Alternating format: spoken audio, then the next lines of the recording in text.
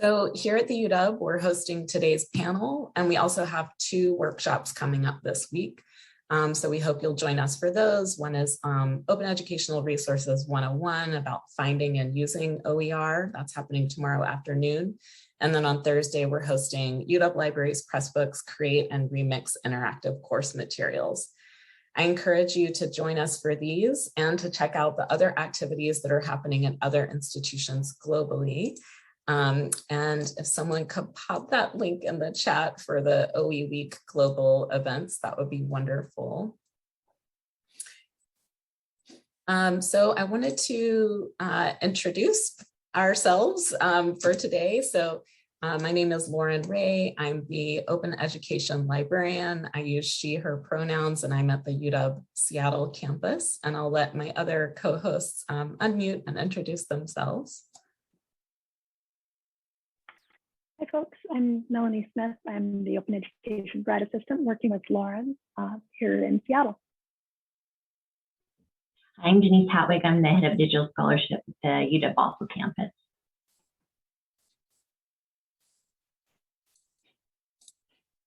Great, thanks so much.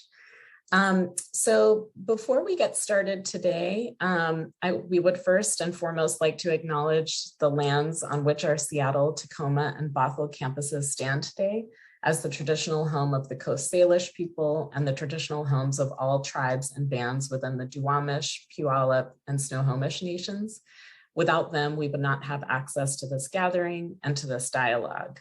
We ask that you take the opportunity to thank the original and continuing caretakers of this land who are still here. If you're joining us from outside the local Washington area, please also take the time to visit native-land.ca to learn about the tribes and bands on whose land you now work and reside. And thanks so much, Denise, for popping that link in the chat. A couple of reminders. So today you can use the Zoom chat feature to pop any questions that you have or comments that you have throughout the session today. We're going to wait until the last 20 minutes today for Q&A, but please feel free to add your questions as they come up in the Zoom chat. In order to foster a positive and professional learning environment, we encourage the following kinds of behaviors on all platforms during all libraries events, both in person and online. That's using welcoming and inclusive language, being respectful of different viewpoints and experiences, gracefully providing and accepting constructive criticism, and showing courtesy and respect towards other community members. After today, a recording will be available of today's session on the library's YouTube channel, hopefully not too long after today's event. So what we have today on our schedule is our welcome, which I'm doing now. I'm going to give you a brief overview of what we mean by open pedagogy, which is in the title. And then I'm going to hand it over to our 3 panelists who are going to speak about exciting projects that they've worked on here at the UW, and we're going to leave the last 20 minutes to Q&A. So what do we mean when we say open pedagogy? Open pedagogy is rooted in the open education movement, and as a quick review, OER are high quality teaching, learning, and research materials that are both free for people everywhere to use as well as repurpose. A lot of times when we talk about OER, we think about textbooks, but OER can be lots of different things: courseware, blogs, videos, other course materials. Open pedagogy is a concept that's tied to OER. I really like this definition from UTA. Open pedagogy is the practice of engaging with students as creators of information rather than simply consumers of it. It's a form of experiential learning in which students demonstrate understanding through the act of creation. The products of open pedagogy are student created and openly licensed so that they may live outside the classroom in a way that has a greater impact on the larger community. I really love this slide, which is from a presentation given by Denise and other colleagues at the UW Basel 2 years ago on the value of open student work. So some of those things are that open pedagogy projects allow students to have tangible products that they can add to their portfolios. They get the experience both the benefits and risks of engaging in public conversations. They can have expanded engagement with communities and community organizations, as well as opportunities to learn technologies and tools that support digital content and open publishing, and new approaches to research, information analysis, scholarly communication, and presentation. I think it's also really important to highlight the ways that OER and open pedagogy support equity. OER has the potential to address the idea of missing knowledges, which I think is very powerful, acknowledging that knowledge has many forms and that every person owns their own story through knowledge of their lived experience. It also gives us the opportunity to value and prioritize educational resources in languages other than English, to support authoring and online publishing from people who come from marginalized experiences, and to challenge commercial platforms that may exploit student privacy and seek to capitalize on knowledge production. So with OER tools like Pressbooks, Hypothesis, and H5P, we're not tied to proprietary technology that could vanish overnight, and we don't have to worry about students' data being monetized when using these platforms. So that was a lot of information. I just wanted to share that we have a lot more in our UW Libraries guides, which are linked here. So we have guides to OER and open student work at all 3 of our campuses. And I encourage you to take a look at those if you're interested in these ideas or working with the UW Libraries on a project. And I also wanted to mention that the platforms that our speakers are going to be talking about today are 2 UW Libraries hosted platforms. The first that is listed here is UW Libraries Pressbooks, and then also University of Washington Manifold. And you can also find more information on those using the links that are being shared in chat right now or by contacting us afterwards. Okay, so that was a lot of me talking, and I'm going to turn it over to our panelists now. We're going to have about 10 minutes for each panelist, and then we'll save our Q&A section till the end. And we're going to start with Marie Lafond, who is lecturer in the Department of Classics at UW Seattle. And Marie, I'm going to stop sharing my screen now, and hopefully you're able to share yours. Yes, let me get that going just to make sure I've got the right thing. Thank you for having me. I'm really happy to be here today to share this project. As said, I'm Marie Lafond. I'm sorry I don't have it in the Zoom handle, but I use she, her pronouns. I'm a lecturer in the classics department at UW Seattle. And not too long ago, the department gave me this wonderful opportunity to develop a longstanding course offering Greek and Roman mythology for fully online implementation. And then I had the privilege of working with the exceptional folks at UW Continuum to do that. So a little background on this course. Greek and Roman mythology is a big lecture hall course. So it usually has 250 plus students, the vast majority of whom are not classics majors, and usually there are no TAs to support the instructor. So multiple choice quizzes have understandably been the main or the sole form of assessment in that course. But I was interested, as I had the chance to sort of redesign this course, in making a form of assessment that could be more active and creative for students. I was inspired by a colleague's virtual museum. In a different course, students would contribute something that they found interesting to a student editable Canvas page. And I thought maybe we could expand on that concept. But in addition to being really handy for teachers, some students really prefer multiple choice quizzes. That's how they like to be assessed. So we actually designed, or rather redesigned, this course so that it actually has 2 assignment paths that students get to choose from, whatever fits their learning style best. So some students take the multiple choice quizzes, and they also compose multiple choice questions that get collected into a bank they can all see.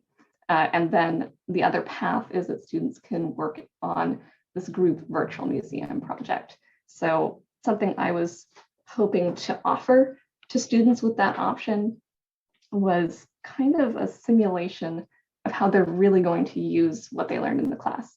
After they leave the classroom, I think they're going to read books and watch movies and play video games, and they're going to encounter myth and myth-related references. And I wanted them to feel that they had practice using the foundational knowledge of Greco-Roman myth from class and experience with the different interpretive frameworks and their understanding of how people in the past and today use this uniquely flexible, extensible phenomenon of myth to explore and express, engage with important ideas and issues. So I wanted them to feel prepared to keep doing that, even outside of the classroom. And I also wanted this to be a group project, something that's collaboratively built, because this is an asynchronous online course. I thought that would give students some contact with one another, a little bit of human contact, and the chance to build some community too. So I designed this assignment so that student groups would select a mythological figure that they wanted to focus on, and then become museum curators. So they'd find something related to that figure that they wanted to contribute to our exhibition. And they would add to their exhibit a short essay as a curator's remark. They discuss the piece and sort of explain what they wanted a visitor to the museum to know about it. So that was the idea for this project, but I wasn't sure how I was going to make that happen. Fortunately, I was working with amazing people. Brian Gutierrez is the senior instructional designer for this project, and he brought in Verletta Kern, the head of the Open Scholarship Commons and digital scholarship librarian. And so she introduced me to Manifold. That is how I came to this platform. It's a digital book publishing platform, but as I was experimenting with the sandbox that I had to play with, I realized it had the functionality to be used in a bit of a unique way to make a museum, maybe not just a book. So I can show you our project here. I like that you can upload multiple texts that are placed in specific categories with the authors listed. I'll show you some of these categories and texts, and then I like that you can upload all kinds of media as resources and place those in resource collections. So I have some of these to show you. It's also really happy that this platform lets you link those resources to a text. So you can open that up. Take a look at that. So I also had students not just sort of submit their exhibits, their essays, they are active builders in Manifold. So they receive editor privileges and they work in the back end of Manifold too. So I'll take a look at that. So that posed a little bit of a challenge. There is a learning curve to using Manifold, and this can look a little daunting maybe if you're not used to it. But again, I was lucky. I had this team of crack instructional designers and Verletta Kern working with me. So we made tutorial videos that guide students through the process of learning how to edit the back end of Manifold. And those videos now live on the UW Libraries page. So anybody can take a look at these and kind of get a crash course in using Manifold if you want to do that. So in the process of this project, I found that students were engaging with myth, but they got to sort of do other things too. A lot of these students weren't super familiar with metadata before, and they sort of had an introduction to that.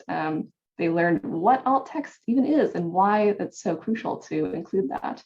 They got to build something that's collaborative and shared. And while the exhibit and the essay have these set due dates, their work isn't necessarily terminal. The final assignment of the project asks students to to look at their work from the outside and become the first visitors to their own museum.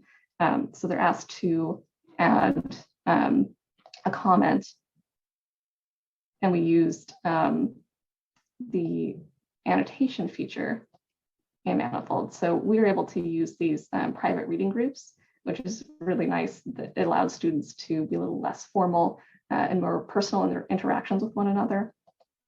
And it's really easy to leave a little annotation there. And you can see what that looks like. And I'll delete that one. So again, in addition to sort of doing what I initially wanted students to do, engage a little bit more deeply with myth, they created something that gets to live beyond the quarter and live beyond the classroom. Something that I show students, ends up on the UW Manifold homepage. In fact, we ended up featured on the homepage, and students are really excited to see their project there on that page. And I always like to remind students that this can become a part of their personal portfolio. And then every quarter, this is this quarter's iteration of this project, we create another sort of volume to this book or museum, however you want to think about it. So the project never really ends. It just keeps growing and changing with new texts, and we have new resources. Kind of like myth, just keeps on growing and changing over time. And one last thing that I want to leave you with is this comment that stuck with me from a student survey. They said, even when this class is in person, keep the museum project, and I would be happy to do that. Thanks for listening.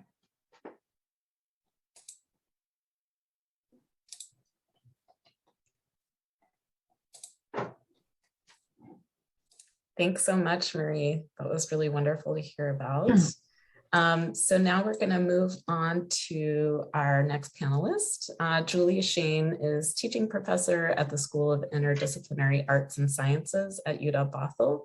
And Julie, I'll stop sharing my screen now so that you can share yours.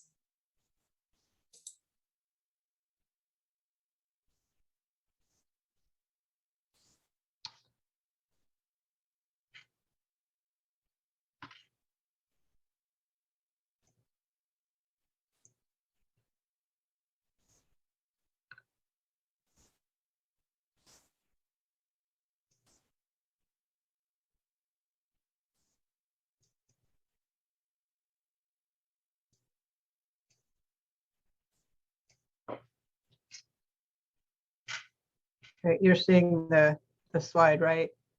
Yes, it looks great. Okay. Okay, so my talk is called Collaborating with Students on Open Access Publications, Badass Women and Persistence Resistance. Sorry, I'm trying to move our pictures. Okay. And I am the faculty coordinator of Gender, Women's Sexuality Studies at UWB. And so that is going to come through in what I talk about today. Oops, my mouse is on my wrong screen right now. I'm going to summarize both of my projects, and then but focus mostly on the second one, persistence is resistance, and then I'll answer the questions that the organizers asked us to speak about. The first project that I did in press books with students is called Badass Women in the Pacific Northwest. Denise, can you drop that into the chat? I'm going to not page through the book, but we're going to share it with you.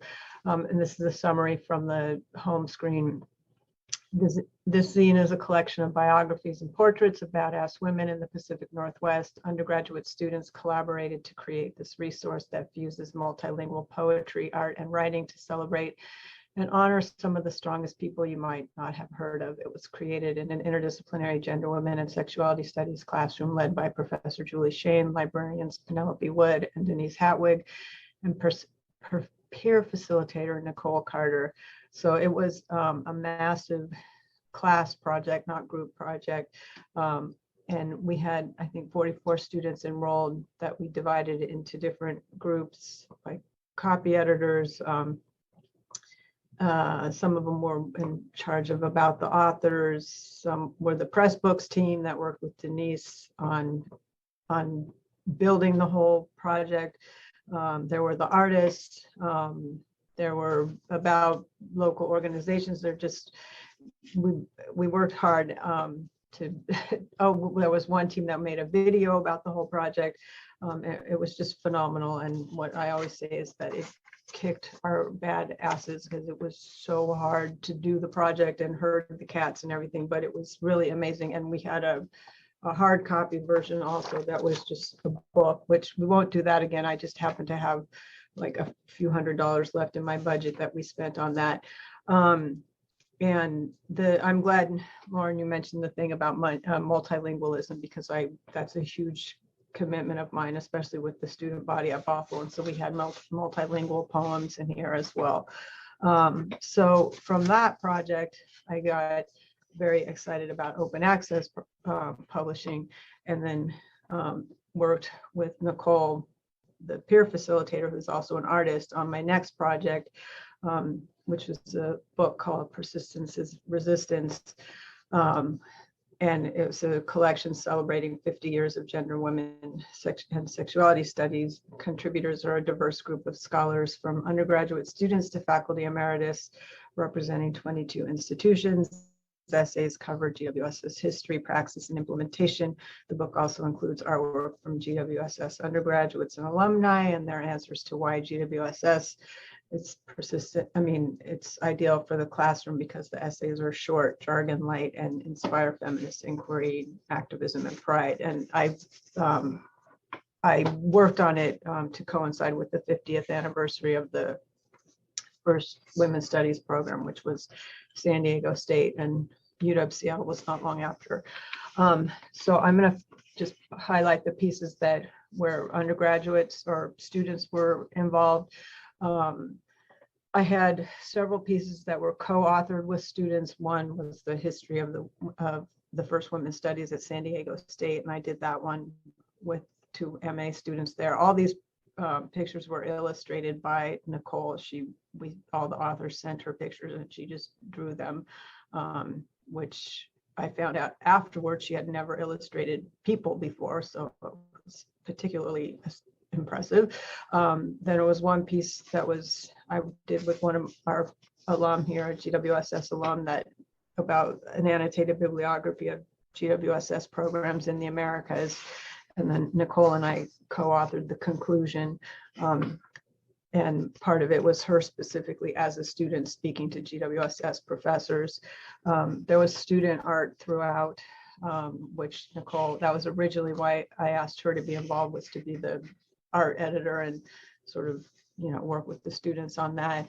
And then I had one sole authored piece by a student at SUNY Albany about just what GWSS meant to her as a student and how it helped her understand her other work and things like that. There was a poem by a student, and then Nicole had her artist statement. And then all throughout I had very short answers from different GWSS majors about why they chose GWSS, because students don't choose it thinking it's going to get them a job. There's always a good answer to that question, and usually starts with they didn't think they were going to choose it. So in answer to the questions that organizers asked us to speak to, how did we decide to use this platform for the Badass Women project? It was Denise on the bottom there, and Penelope and me we've done a lot of projects together, and we're in the process of doing another one that I'll probably present on next year when we do this. And we keep working together and doing lots of projects. And the reason I ended up doing the Persistence is Resistance is because the Badass Women one was, I'm not going to say fun, but it was so successful. It was just amazing. And Nicole and I worked well together and wanted to continue to work. And Denise is always there to support me as well. Why I work with students, I've always valued collaborating with students. And when I used to teach at Emory in Atlanta, and so there I worked with PhD students, but I left to come back to the West Coast, and it was really hard to leave because I missed working with PhD students. We don't have them at Bothell, but all that energy that I used to spend with doctoral students, my undergrads get now, so that's a huge benefit for them. So that was important. Traditional publishers, this is Persistence is a Resistance is my 4th book, and traditional publishers, they won't really let you work with undergrads unless you kind of sneak them into the book, which I did in my last book. And I mean, I even pitched this book to my former editor at my former press, and she said no to undergrads. They just won't let you do that. And I think it's really important I wanted to elevate different generations of voice GWSS is about, and the book was supposed to be a manifestation of GWSS's history. That was part of the project. It was also about recruiting GWSS students, because everything I do is about trying to grow the discipline, because at Bothell we're only 6 years old. I think you recruit the best by having students hear from other students. It's incredibly expensive to include art in real books and commercial books, even if through university presses, or probably especially. So if I want to give voice to student artists, it has to be done this way. It's really the only option. And again, I wanted different generations' voices. The benefits of choosing to do this as a student authored project: for first and foremost, the students get publications, which is just super important, especially for GWSS students who are told by everybody everywhere that there's no point in doing this major, because there's just not, for various reasons. So if I can get them to leave with publications, that's hugely important. Professors get to hear new voices, professors in the field. Our advisors and our staff have new recruiting tools. And then again, new future students it's good recruiting. This screenshot is our Canvas page that I've created about GWSS, and part of it is our students' publications. So these students get listed on it. So they're getting more attention than just their actual publication. How is it being used? I encouraged all my contributors to get it in their library catalogs, not just in open access things, because I want it treated like a real book.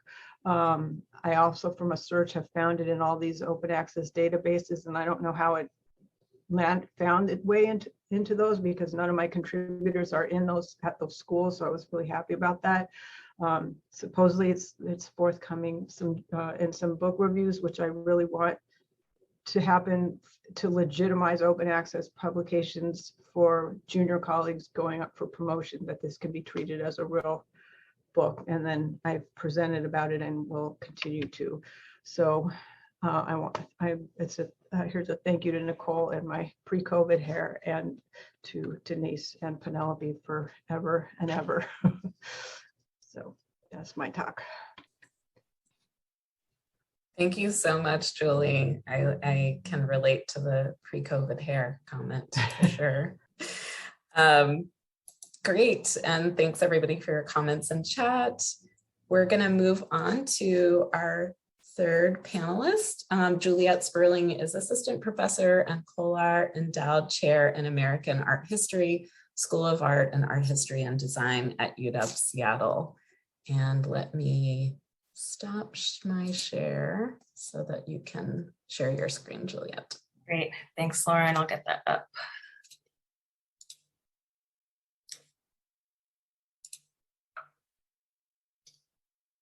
Okay, can everybody see that?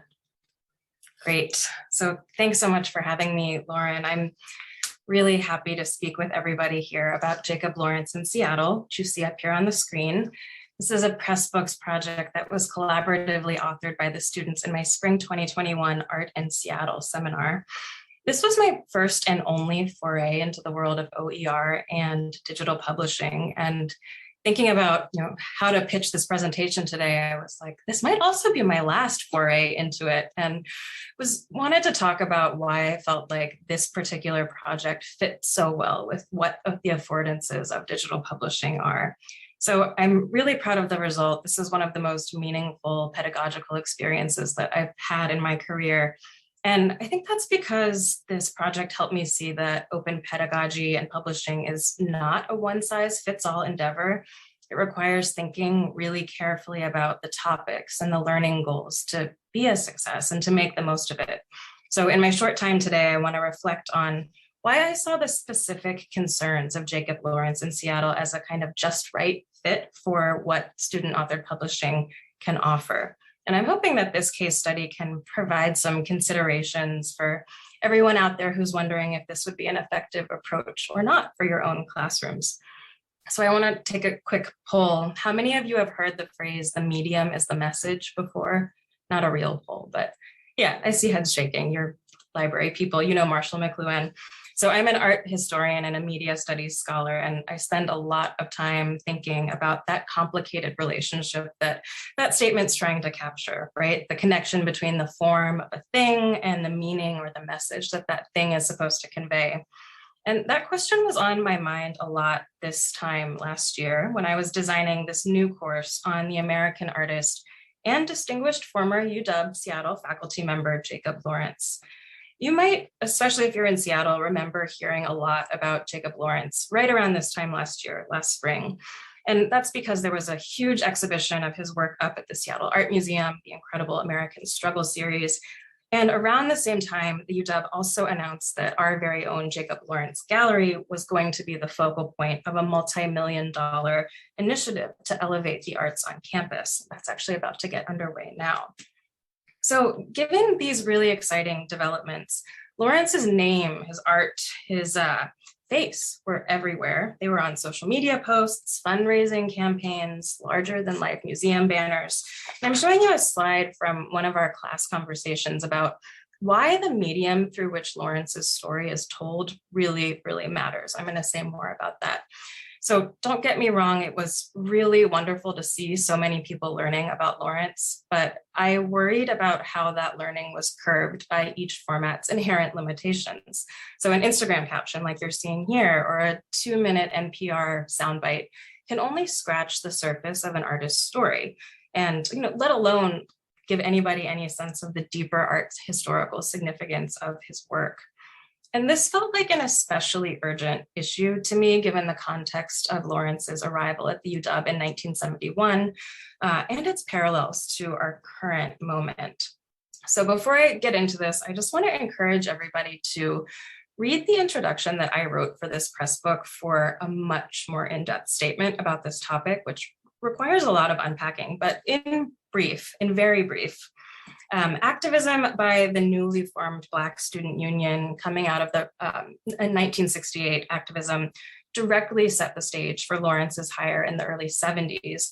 And in turn, his time at the UW coincided with some of the first, I would say, stumbling efforts to acknowledge and begin to combat systemic racism in the university. And a really common strategy for this, not just at the UW, across the country, involved putting individual faculty members of color, in the spotlight as evidence of institutional commitments to diversity, equity, and inclusion, or whatever that meant in 1971. In ways I don't have time to untangle here, Lawrence's legacy at the UW is bound up with the institution's desire to show progress towards racial equity. And as we call attention to his name and his image and his art 50 years later, I think it's more important than ever to acknowledge that complicated history and recognize that he was a multidimensional person, active participant in the process of transforming higher ed. So a little bit of context there. I wanted students to come away from my course with a more complex and historically situated understanding of Lawrence's legacy at the institution where all of us work and study, in the region where we live, within a community where his profound impact is really still visible in so many ways. And I'm showing you one of my favorite images from the Archives of American Art. There's so many folders full of pictures of kids in local elementary schools. Lawrence visited their classes and they're like making art inspired by him. So if you grew up in Seattle in the 1990s, Lawrence might have visited your elementary school. And I also wanted to find a way to extend those learning objectives beyond the student body, given how important of a figure he is to our community, to reach a broader non-university public that might or might not be aware that the name that they recognize from those banners outside of SAM belonged to one of the most celebrated artists of the 20th century, and that he spent half of his career here in this city. So in other words, what I was looking for was a middle ground between social media and scholarship. Because what good is deeply researched historical scholarship if you need a university login to access it and a fondness for academic jargon to translate it? It doesn't really do anybody any good. So I am endlessly grateful to Lauren and her amazing colleagues at the libraries for leading me towards Pressbooks as the ideal medium to convey the intellectually robust yet accessible message that we were going for here. So I'll give you a really quick rundown of the assignment that structured the entire course. Over the term, each student researched and developed an essay about an artwork, starting with a single artwork that Lawrence made after he relocated to Seattle. So he moved here in 1971. He was here for about 3 decades, working actively until his death in 2000. And there's been a ton of research on Lawrence's earlier career. You might know like the Great Migration series that's at MoMA. These are things that were made in the 40s and 50s. But there's virtually nothing about those 30 years that he spent here in Seattle. So already we knew that the essays these students wrote would make original contributions to the existing scholarship on Lawrence. And they were turning up things that were surprising the curators at SAM. Like, this is really, really good, useful research. So I asked each student to choose a single artwork as the essay's anchor or home base, with the goal of expanding outwards to situate it in a wider context or framework of their choosing. So I wish I had time to go into more of these essays because they're stupendous. They're so good. And they've already had a measurable effect on breaking down barriers to knowledge in our community. Several students chose to focus on Lawrence's philosophies of education. This is something he was working through really actively and intensely during the last 3 decades of his career. And it's a topic that has been totally untouched by scholars.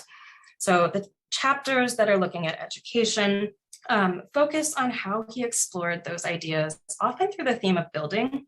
So how images of people who are holding tools or climbing scaffolds or building unfinished structures express his philosophy of education as this kind of connecting, almost architectural force in a community.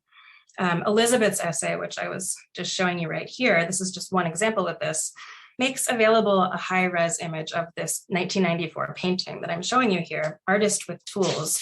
So before this is published in Pressbooks, you could only see this image in like a tiny little thumbnail in a hard copy catalog raisonné of the artist's full body of work. It costs like more than $100. So this is an image that's digitally available for the first time because of this project, and there are many more like it. I also, I love this measure of this project's impact. The architecture firm that is planning the Jacob Lawrence Gallery redesign, they looked at these essays as part of their research process. And they told me that these essays about building in particular have actually influenced their architectural approach to the way that public space will be treated in the new gallery. So that's pretty cool. Other essays helped bring new attention to works or collection strengths that already existed here in Seattle, but might have been overlooked. So chapters by students Kira Su, Sam Seaver, Ashley Tsang, and Nick Staley that examine Lawrence's illustrated book commissions shed new light on UW Library's copy of Hiroshima, seeing a page from that right here. And they also encouraged our special collections to add a rare signed copy of his illustrated book of Genesis to our holdings. So I got to see it the other day. You should all go to special collections and look at this incredible work if you have time. So there are challenges too, and image rights, Lauren knows what I'm about to get at, I see her smiling. Image rights are especially challenging for this project. And Mariam Fakouri, I'm not sure if she's here, was an incredibly important consultant on this issue. I would encourage anybody who is interested in open publishing works that deal with art or visual culture to speak with her, and also to think seriously about whether this is something you have the capacity to take on. So I personally secured the necessary image permissions for every single artwork included in this press book. There were over 60 of them. This is a process that required a lot of time and also money. So it required purchasing some reproductions of previously unpublished artworks, like the one I showed you before, out of my own research funds, and a lot of communication with the image licensing firm ARS and the Jacob Lawrence Foundation. The Jacob and Gwendolyn Knight Lawrence Foundation so generously and graciously agreed to approve the free educational use of Lawrence's works for this publication.